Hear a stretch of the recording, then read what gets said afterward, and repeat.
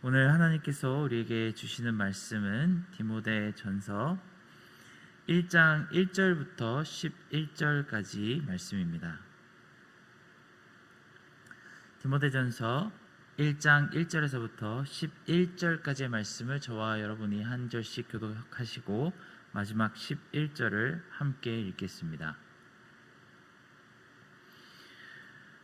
우리 구주 하나님과 우리의 소망이신 그리스도 예수의 명령을 따라 그리스도 예수의 사도 된 바울은 믿음 안에서 참 아들 된 디모데에게 편지하노니, 하나님 아버지와 그리스도 예수 우리 주께로부터 은혜와 긍휼과 평강이 내게 있을지어다. 내가 마게도니아로 갈 때에 너를 권하여 에베소에 머물라 한 것은 어떤 사람들을 명하여 다른 교훈을 가르치지 말며 신하와 끝없는 족보에 몰두하지 말게 하려 함이라. 이런 것은 믿음 안에 있는 하나님의 경륜을 이룸보다 도리어 변론을 내는 것이라. 이 교훈의 목적은 청결한 마음과 선한 양심과 거짓 없는 믿음에서 나오는 사랑이거늘 사람들이 이에서 벗어나 헛된 말에 빠져 율법의 선생이 되려 하나 자기가 말하는 것이나 자기가 확증하는 것도 깨닫지 못하는도다. 그러나 율법은 사람이 그것을 적법하게만 쓰면 선한 것임을 우리는 아노라. 알 것은 이것이니 율법은 옳은 사람을 위하여 세운 것이 아니요 오직 불법한 자와 복종하지 아니하는 자와 경건하지 아니한 자와 죄인과 거룩하지 아니한 자와 망령된 자와 아버지를 죽이는 자와 어머니를 죽이는 자와 살인하는 자며 음행하는 자와 남색하는 자와 인신매매를 하는 자와 거짓말하는 자와 거짓 맹세하는 자와 기타 바른 교훈을 거스르는 자를 위하여 함께 읽겠습니다. 이 교훈은 내게 맡기신 바 복되신 하나님의 영광의 복음을 따름이니라. 아멘. 우리는 어제까지 시편의 말씀을 묵상하다가 이제 오늘부터 디모데전서를 묵상하게 되었습니다. 디모데전서는 바울이 쓴 많은 서신들 중에서 특별히 한 교회나 한 지역에 보내는 편지가 아니라 한 사람을 대상으로 한 편지입니다. 주로 바울은 한 교회가 처한 여러 가지 어려움이나 특별한 상황들 그리고 문제들에 대해서 적절한 가르침을 주려고 서신을 많이 썼기 때문에 지금 시대에 신앙생활을 하는 우리에게도 참 도움이 되는 많은 말씀이 있습니다. 그런데 디모데전서와 같이 개인에게 쓴 책은 우리에게 어떤 유익이 있을까요? 우리는 먼저 디모데전서라는 책을 이 사도 바울이 쓰게 된 계기에서부터 먼저 접근을 해봐야겠습니다. 디모데전서는 바울이 영적인 아들이라고 생각하는 디모데에게 보낸 책입니다. 하지만 개인적인 내용을 많이 담고 있다기보다는 오히려 공적인 이야기를 많이 전달하는 것이 바로 이 디모데전서입니다. 우리가 성경을 통해 잘 알고 있는 이 에베소라고 하는 교회에 여러 문제가 있다는 소식을 듣고 사도들이 디모데를 지도자로 그 교회에 파송하게 되었습니다. 그런데 이들의 상황이 그저 누가 누구와 싸운다거나 아니면 여러 가지 박해를 견뎌야 하는 문제였다면 그냥 서신서만 보내도 되었을 텐데, 꼭 하나님의 말씀을 잘 알고 있는 사람, 영적으로 깊은 권위를 가지고 있는 사람이 교인들을 훈계해야만 하는 지도자가 필요했던 상황이었습니다. 바로 에베소 교회는 거짓된 가르침에 교회가 노출되었기 때문에 이런 서신이 필요하게 되었습니다. 기독교는 초대교회 때부터 많은 거짓 교리의 공격을 받아왔습니다. 하나님의 율법과 언약 그리고 그리스도의 십자가의 승리라는 이 놀라운 복음 메시지가 그만큼 엄청난 파급력이 있었기 때문에 많은 공격을 받게 되었던 것이죠. 이 가르침은 많은 죄인들을 자유롭게 하였고 사회를 점점 변화시켜 나갔습니다. 가장 낮은 곳에서부터 이 변화의 물결이 파도처럼 쌓아 올려졌던 것이 복음의 물결입니다. 사도행전에 보면 자세히 나와 있는데, 로마 제국의 세상에서 크리스천 운동은 도저히 아무도 무시할 수 없는 그런 영향력이 커다란 가르침이 되었습니다. 그리고 교회의 영향력이 커지면 커질수록 이단적인 가르침의 영향력 또한 큰 위협이 되어 왔습니다. 하지만 어떤 신학자는 오히려 수많은 이단이 존재한다는 그 사실이 바로 기독교가 진짜라는 증거가 된다고 합니다. 기독교가 별것이 아니라면 아무도 흉내 내려고 하지 않았을 것입니다. 제가 뉴욕 온 지 얼마 안 됐을 때 가족들이랑 한번 맨하탄에 나가본 적이 있습니다. 이렇게 나들이를 즐기고 있는데 길거리에 누군가가 핸드백을 쭉 깔아놓고 판매를 하고 있는 모습이 보였습니다. 어차피 그 길목으로 지나가는 쪽이라서 가까이 가보니까 이 핸드백 하나하나에 누구나 다 알만한 명품 그 브랜드 상표들이 다 붙어 있었습니다. 그냥 이름들도 아니고 원래 진짜였다면 한 개당 수백만 원에서 수천만 원은 우습게 넘어갈 정도로 그런 명품이라고 하더라고요. 그런데 그 제가 봤던 핸드백들이 진짜 명품이라면 그렇게 누군가가 길바닥에다가 깔아놓고 판매하지는 않았겠죠. 커다란 백화점에서 명품관에 아주 멋들어진 수납장에 보관되어 있었을 것이 분명합니다. 그러니 길거리에 있는 명품백은 아무리 안목이 없는 사람이 보아도 가짜 제품에 틀림이 없었습니다. 하지만 가짜를 만들 때도 가장 귀한 것, 가장 잘 알려진 것을 흉내내서 만들게 마련입니다. 많은 사람들이 간절히 원하는 디자인으로 그 이름을 붙여서 내어놓습니다. 로고를 봐도 아무도 이게 뭔지 알지도 못할 그런 제품들로 가짜를 굳이 만들지는 않겠죠. 진짜에 담긴 돈으로 환산하기 힘든 가치와 정신이 있기 때문에 그것을 기생하듯이 가짜 제품을 만들어냅니다. 이와 같이 올바른 기독교 교리에 기생하는 수없이 많은 이단이 있을 수밖에 없는 이유는 바로 그리스도 교회의 진리가 바로 진짜이기 때문입니다. 하나님의 말씀 안에 있는 능력은 모든 사람들이 흠모할 만한 엄청난 가치가 담겨 있고 죽은 사람의 영혼을 되살려낼 만한 커다란 힘이 담겨 있습니다. 그렇기 때문에 이단이 지금까지 그렇게 많이 발생한 것이죠. 만약 우리의 신앙 안에 아무런 능력도 없고 흠모할 만한 가치가 전혀 없다면 아무도 아마 가짜로 만들어내서 흉내 내려고 하지 않았을 것입니다. 사도행전에 봐도 그런 기록이 있습니다. 사도들이 예수 그리스도의 이름으로 너무나도 막강한 능력들을 많이 베풀고 하나님의 나라를 선포했습니다. 심지어는 그들이 쓰는 손수건을 가져다가 아픈 사람에게 가져다 대어도 기적이 일어날 정도였죠. 이에 시기하는 마음이 든 몇몇 유대인들은 그 귀신 들린 사람들에게 그리스도의 이름으로 나가라고 명령하는 흉내를 내보기까지 했다고 합니다. 그때 귀신은 나는 예수 그리스도도 알고 사도 바울도 아는데 너는 대체 누구냐면서 오히려 혼쭐을 내주었다는 그런 에피소드도 성경 내에서 발견됩니다. 아마 예수님의 이름이 가짜였다면 그저 세상에 수없이 많이 떠돌다가 사라져버리는 헛소리였다면 이것을 아무도 흉내내려고 하지 않았을 것입니다. 하지만 예수님의 이름 안에 정말로 커다란 천국의 능력이 담겨 있었고 사람들은 이보다 더 큰 능력을 본 적이 없습니다. 그래서 어떤 사람들은 극도로 시기했고 또 다른 사람들은 가짜로 비슷한 진리를 만들어서 이 능력에 기생하려고 했습니다. 그리고 소수의 사람들만 진짜 예수 그리스도를 인격적으로 만나서 하나님의 백성이 되었죠.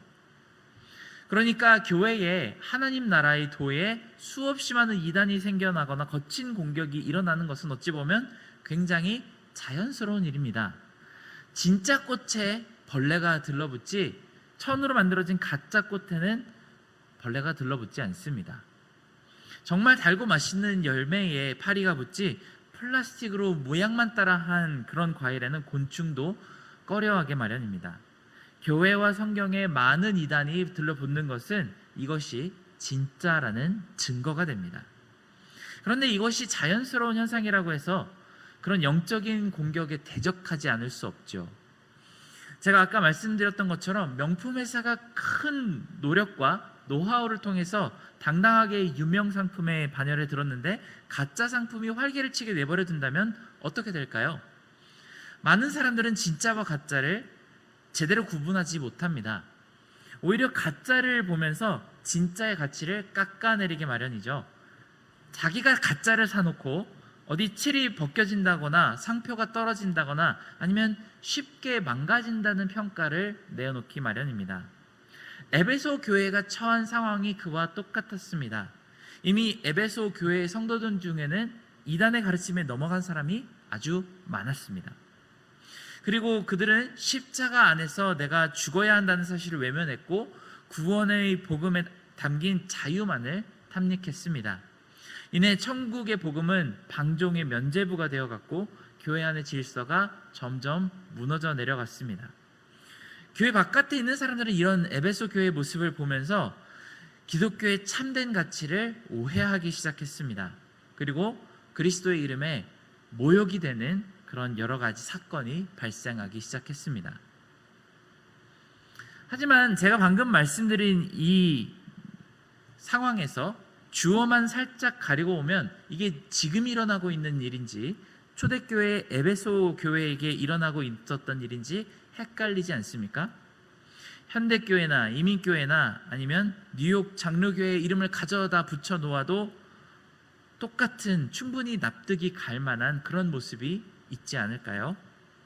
우리가 잘못 알고 있거나 알면서도 제대로 실천하지 못하고 있는 하나님의 말씀 때문에 세상 사람들은 예수님의 이름을 무시하거나 모욕되게 하고 있지는 않습니까?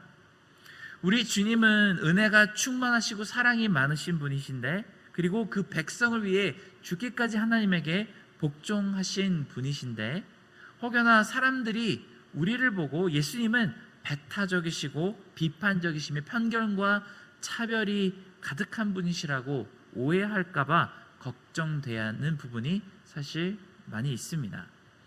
그렇다면 우리는 가짜 명품과도 같은 악영향을 교회에 미치게 될 것입니다. 우리는 이런 가짜로 모조로 만들어진 명품을 가품이라고 부르죠. 상표만 그럴듯하게 똑같이 붙여놨지 속에 담긴 내용물의 가치는 천차만별로 벌어지는 것이 가품과 진품의 차이점입니다. 그렇다면 사도 바울 입장에서 에베소 교회가 진품 그리스도인이 아닌 가품 그리스도인으로 채워지는 것을 도저히 두고 볼 수가 없었을 것입니다. 신약 성경을 보면 사도들이 절대 가만 놔두지 않고 치열하고 맹렬하게 싸우는 것이 바로 이단의 가르침입니다. 사도들은 로마의 권세자들이 교회를 핍박하는 모습을 보고도 그들을 순종하고 섬기며 그들을 위해 기도하라고 가르칩니다. 교회를 향해 손가락질하고 돌을 던지는 이 무지한 군중들을 보면서도 저들의 영혼을 받아달라고 기도합니다. 하지만 이단의 가르침에 대해서는 도저히 용서함도 물러남도 없는 것이 사도들의 태도입니다. 그들은 이런 가르침을 내어 쫓으라고 강하게 경고하며 심지어는 교제도 하지 말고 말도 섞지 말라고 가르칩니다. 그리스도의 이름을 사랑하고 경외하는 그 사람의 입장에서는 도저히 용납할 수 없는 것이 바로 예수의 이름에 모욕을 가하는 이단적인 가르침입니다. 오늘 말씀에 보면 이런 거짓된 가르침은 주로 율법에서부터 발생하는 것을 볼 수 있습니다. 거짓된 가르침을 전하는 교사들은 그 율법을 통해 사람들을 속박하려고 들었습니다. 요즘 말로 표현하면 가스라이팅을 하고 있다고 표현하면 좋을 것 같습니다. 이렇게 속임수로 현혹된 사람들에게 자기 말을 듣게 하고 이기적인 욕구를 이루려고 시도했습니다. 앞으로 우리는 디모데전서를 계속 살피면서 깊이 더욱 살펴보겠지만 에베소 교회 안에서 분란을 일으키고 자기 욕심을 채우려고 터무니없는 가르침을 전하는 많은 사람들을 우리는 발견하게 됩니다. 그렇기 때문에 사도 바울은 디모데에게 이런 사람들을 가만 놔두지 말고 철저하게 하나님의 말씀을 통해 그들의 악한 책략을 대적하라고 권고합니다. 정말 하나님의 말씀을 잘 듣고 성장하는 사람은 어떤 한 교회에 영향력 있는 지도자나 한 사람의 종이 되지 않습니다.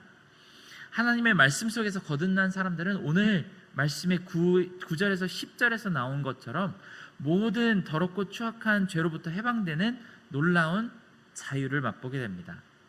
누가 정죄하고 탓하기 때문이 아니라 하나님 말씀에 비춰봤을 때 자기 더러운 죄가 드러나고 그것이 견딜 수 없이 싫어지기 때문에 자연스럽게 떠나게 됩니다. 그래서 말씀을 깊이 받아들일수록 옛날의 죄된 모습에서 자연스럽게 나아가기 시작합니다. 그리고는 5절 말씀에서처럼 변화를 얻게 됩니다. 사도 바울은 5절에서 이렇게 말씀하시죠. 이 교훈의 목적은 청결한 마음과 선한 양심과 거짓이 없는 믿음에서 나오는 사랑이라고 합니다. 요즘은 오히려 초대교회 시대 때보다, 그리고 인류 역사의 어떤 시대보다 거짓된 가르침이 더 많고 더욱더 강하게 유혹하는 세대입니다. 유튜브나 카카오 메시지 채널들을 통해서 진짜로 포장된 독북극물과도 같은 그 메시지가 아무런 필터 없이 많은 세대들에게 전해지고 있습니다. 그리고 이런 가르침들을 보면은 하나같이 다 자기가 진짜라고 주장하죠. 그런 타이틀들을 보면은 아주 자극적인 제목들로 사람들을 유혹합니다.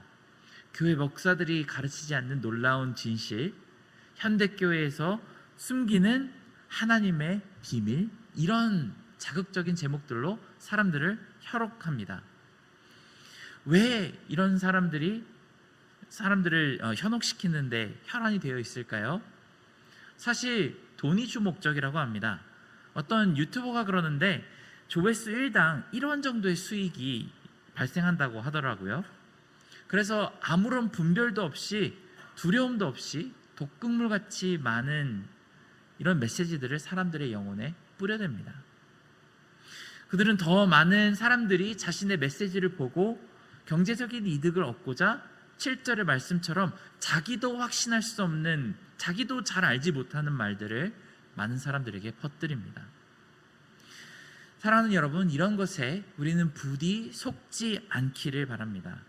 지난 2000년이 넘는 세월 동안 수없이 많은 천재들이 성경을 글자 하나마다, 점 하나마다 파헤쳐내며 이미 알아낼 수 있는 많은 메시지들을 다 살펴보고 해석하고 사람들에게 알렸습니다. 이제 와서 갑자기 아무도 모르던 그런 비밀들이 갑자기 튀어나왔을 리가 없을 수밖에 없습니다. 성경 말씀과 설교 강단의 메시지가 잘 이해가 가지 않거나 내 입맛에 맞지 않더라도, 혹여 자극적인 맛이 조금 부족하더라도 잠시 내 마음을 시원하게 만들어주는 그런 독극물을 우리는 마실 수는 없는 법입니다. 입에 거칠고 쓰더라도 하나님의 말씀은 우리의 영혼을 살리는 말씀입니다. 반대로 거짓된 가르침은 잠시 좋게 들려도 결국은 우리를 죽게 만드는 메시지가 될 것입니다. 그러니 우리는 영적인 분별력을 가지고 제대로 된 하나님의 말씀을 사모하고 그 말씀에 따르는 진실된 성도가 되기를 간절히 기도합시다. 함께 기도하겠습니다. 사랑하는 하나님 아버지, 지금 우리의 세대는 사도 바울이 살았던 세대보다 훨씬 더 강력하게 우리의 영혼을 속이려고 많은 메시지들이 정말 홍수와도 같이 범람하는 시대입니다. 하지만 우리는 그 가운데서, 그 많은 가짜들 가운데 진짜를 분별할 수 있는 영적인 능력을 우리에게 허락하시고, 우리가 그 진짜 참된 하나님의 메시지를 발견할 때마다 더욱더 깊이 변화를 받는 그런 귀한 하나님의 제자들, 하나님의 성도들 될 수 있게 도와주시옵소서. 우리를 보호하시는 성령님의 역사에 우리가 기대기를 바라며 예수 그리스도의 이름으로 기도드렸습니다. 아멘.